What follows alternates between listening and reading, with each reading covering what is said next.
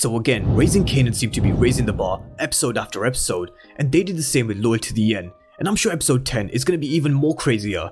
We're going to see the aftermath of Kanan shooting Detective Howard, and I say shooting him because he definitely didn't finish the job on him, just like Raquel told him to, and we really don't know if he's dead or alive. In the episode 10 trailer, we see him in a hospital bed, but no doubt losing a lot of blood, and I am leaning more towards him being alive, but that's a big question going into episode 10. But after Kanan shot Detective Howard, the streets are going to be very hot, and Scrappy is going to make a return, just in time when Rack needs one of our most trusted soldiers. And he's also back with an eye patch as well, because we all know he lost an eye due to Unique and his crew, but he's going to be back, helping Kanan, which could be the start of Scrappy mentoring Kanan, and I'm sure at some point, Scrappy is going to want revenge himself on the man who did this to him, and that's Warrell. But then we see a lot of quick flash scenes with Unique, Duke and Marvin as well in this trailer, so we're going to do our thing and break it down scene by scene as usual. But of course, if you're new to the channel and you haven't done so already, then remember to smash the subscribe button if you want to see everything Power Book 3 and Power Universe related. But let's break down this trailer, and it seems as if episode 10 is going to pick straight up from where we left off, and that's Detective Howard on his back and Kanan with his hand on the trigger. And Marvin did warn Kanan, don't fuck it up, which is a constant Power reference to season 5 episode 6 when Jukebox told Kanan to not fuck it up with Ghost and Tariq. But it's definitely easy to say that Kanan clearly didn't follow what Raquel told him to do earlier on in the episode. She told him when you put someone down, you gotta make sure they stay down, hit him twice in the heart where it beats and once in the head where he used to think. But a few scenes later in the trailer, around 20 seconds in, you do see Kanan in the position as if he's about to fire off his second shot, but something seems to distract him, and whatever it is or whoever it is stops him from pulling the trigger again, and this quickly sends him into hiding. So I'm sure we're going to see who this is and what distracted Kanan, which stopped him from finishing the job on Detective Howard. And we don't know what Rack will say to this because Rack had a plan in place since episode 8, and she had all the chess pieces laid out perfectly by killing two birds with one stone. You get rid of Howard, which solved the problem with him pushing up on Kanan and telling him that he's his real father, and then you plot the murder on Unique too, with his jacket having the GSR, and I'm sure Raquel would have had a plan to plant the gun as well. And if this is successful, it's going to wipe two of Raquel's biggest threats off the map, which is a huge chess move, but we know it's never as simple as this, and there's going to be a twist. And Raquel really did show us that she's someone who's capable of making these chess moves, despite being two soldiers down and being on the back foot for many episodes, whereas Unique was more about showing power and strength in numbers, going on the offense, and attacking anybody associated with Raquel and the Thomases, and this is the difference between the two.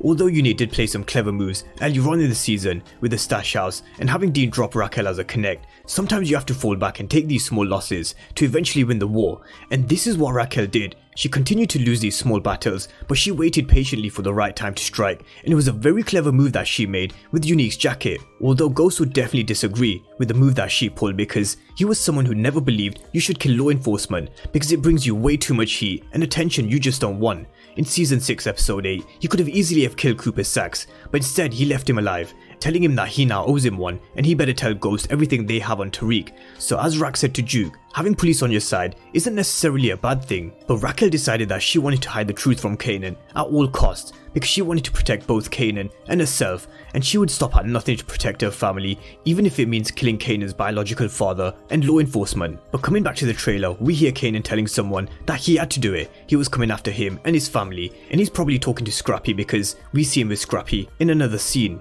But the older Kanan's narration told us in episode 9 that our best friend helped you deal with the body, and we all know that Duke was Kanan's first call when he did drop his first body, but the question still remains, like he did with Scrappy earlier on in the season, and then again with Lulu after the last episode, is he alive? We saw Howard in the hospital bed, and if I never saw this scene with him with the oxygen tank, I would think he's dead. But now I'm leaning more towards him actually being alive. But even if he does manage to survive this gunshot wound, he definitely won't be in any condition to talk at this moment. So I can see a scenario where Raquel's chess move goes as planned, especially because we saw this scene in the flash of scenes in the trailer.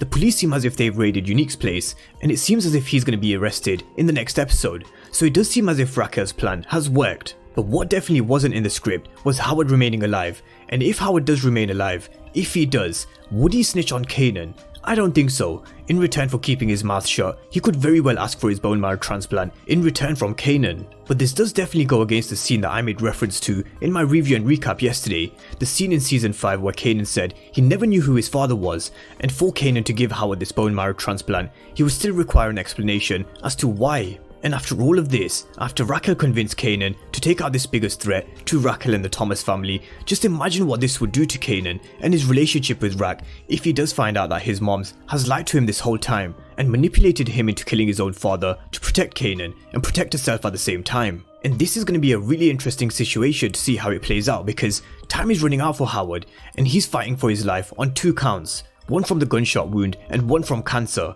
And what else definitely can't be overlooked is the doctor now knows for certain that Howard has a son, and it's not just a hypothetical, so whether that could have an influence, let's wait and see. But as Scrappy said, this is going to cause a lot of heat and attention. With Detective Howard being shot, there's going to be a lot of police around, and there's going to be a helicopter swirling around as well. And Scrappy could be making a timely return in episode 10 because, as he said, things are looking mad heated right now, and these are 2 characters who have never really seen eye to eye. I definitely think that's all changed now. After he was thrown onto Raquel's porch, now he knows that he's one of Raquel's most trusted soldiers. And how we saw Marvin go on a complete rampage at the beginning of episode 9, I hope we see the same from Scrappy next week, because surprisingly not many of Unique's boys were dropped in the last episode, but Scrappy will want revenge, and on Warrell especially, so hopefully we see a real savage Scrappy in the coming episode, because he's someone who will really step up for Raquel. And he's gonna have to step up because Lulu's still in no condition to help with the war against Unique. We saw a small clip of him in the trailer, and he's definitely still got a long way to go before he fully recovers from his injuries, from inhaling all the smoke, from all the flames. We see him questioning Raquel about what she's doing. She tells him that she's winning, and she seems to be standing on top of the world right now. She said that it's going to be the first night of the rest of their lives. And that's because Unique has probably got arrested. But will it last? That's the question. We've all seen this before. When one threat is eliminated, another one appears. Just like when Ghost got rid of Felipe Lobos, Milan was standing right in front of him, and I still wonder when we'll be introduced to D-Wiz's brother.